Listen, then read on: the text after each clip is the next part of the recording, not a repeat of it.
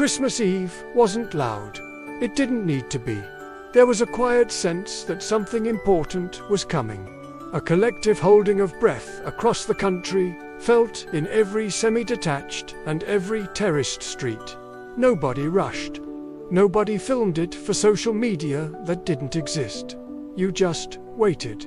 The air outside was cold, often damp, with a faint smell of coal smoke hanging in the twilight. Streetlights buzzed, haloed by a gentle fog, and the few strings of colored bulbs hanging from house to house seemed to glow with a special, understated magic. This wasn't a performance. It was a prelude. The day was drawing in. The world was slowing down, and the real business of Christmas was about to begin.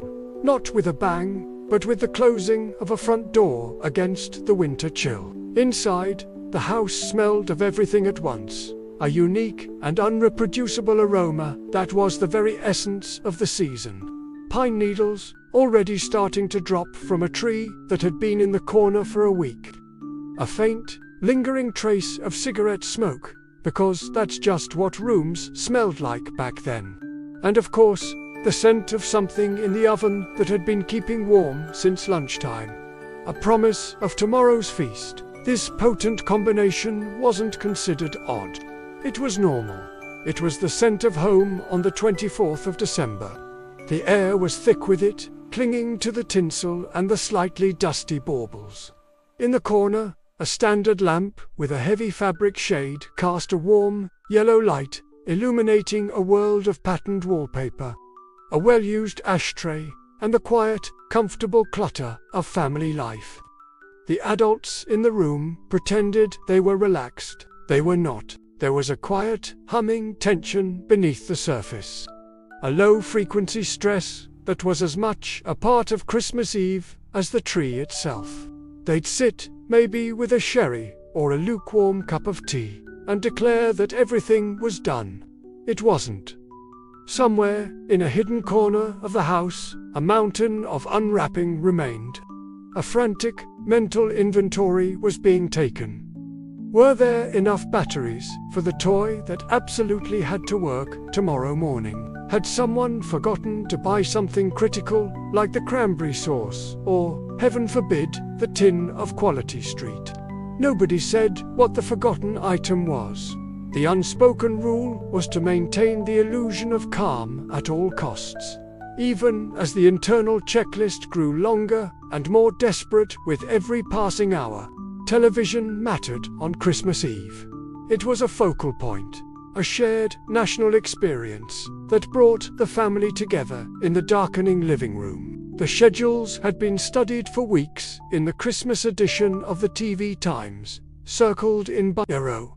There were programs everyone agreed on, often a comedy special or a blockbuster film making its television debut. This was appointment viewing in its purest form. If you missed it, you'd missed it. There was no catch-up, no streaming, no binge-watching later. There was just the quiet, nagging regret of having been in the other room when that classic moment happened. The glow of the old cathode ray tube television was the only light in the room, painting faces in flickering colors as everyone sat, united in their temporary devotion to the box in the corner. Then, at some point, the command would come, usually from your mother. You were told to have a bath immediately. This was not a suggestion. It was a non-negotiable directive. The bath was apparently essential to the successful celebration of Christmas. No further explanation was ever given, and none was expected. You were simply herded towards the bathroom, a room often tiled in a questionable shade of avocado or pink, now filled with steam. The sudden immersion in hot water, surrounded by plastic toys and the scent of imperial leather soap, was a mandatory ritual. It was a cleansing, a reset, a final act of preparation before the magic of the night could truly begin. You emerged, scrubbed and slightly pink, ready for pajamas and a long wait ahead. The Christmas tree, by this point, had seen better days. When it was first brought in, it was a proud, bushy specimen. Now, on Christmas Eve, it looked a little tired, a bit weary from its time in the centrally heated living room. A fine carpet of needles had formed beneath it, defying all attempts at being swept away. A string or two of the oversized, colorful lights had inevitably given up, creating dark patches on one side. The tinsel was slightly askew, and the homemade decorations were hanging on for dear life. But the tree stayed up. It remained the centerpiece out of sheer principle. It had a job to do, and it would see it through to Boxing Day. Drooping branches, faulty lights, and all. It was imperfect, but it was our imperfect tree. Bedtime was a 3-act play. First, it was gently suggested, usually just after the big television special had finished. This suggestion was met with resistance. Pleas were made, excuses were invented. It's not late, I'm not tired. Can't I just stay up for 5 more minutes? The negotiations were brief and ultimately futile. The suggestion soon became an enforcement. Reluctantly, you'd trail upstairs, knowing the argument was lost. You'd lie awake in the dark, straining your ears for any sound from the world beyond your bedroom door. Every creak of the floorboards, every distant clink from downstairs was analyzed. You were certain you heard something, a sleigh bell, a footstep on the roof. You hadn't, probably, but in the quiet of a child's room on Christmas Eve, anything felt possible. Eventually, the house went still.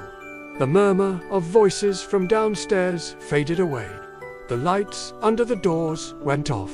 The television, the constant companion of the evening, finally went silent. The only sound left was the quiet, steady hum of the fridge in the kitchen and the occasional groan of the house settling. And anticipation, the air itself felt thick with it, a tangible, electric feeling that charged the silence.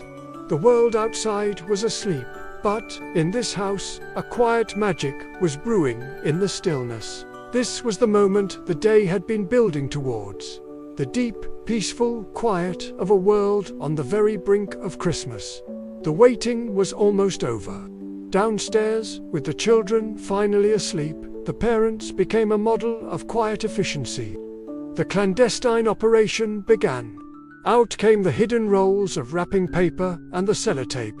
Presents were wrapped with a focused, silent speed. Stockings, which had been hanging limply on doorknobs or fireplaces, were now carefully filled with small, oddly shaped parcels, an orange always finding its way into the toe.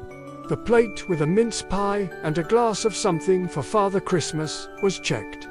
Once the job was done, once every present was placed under the tired-looking tree, they would sit down, maybe with one last cup of tea or a quiet sherry. A moment of shared, exhausted satisfaction. Tomorrow would sort itself out. For now, the work was complete. Christmas Eve back then wasn't perfect. It wasn't glossy or curated.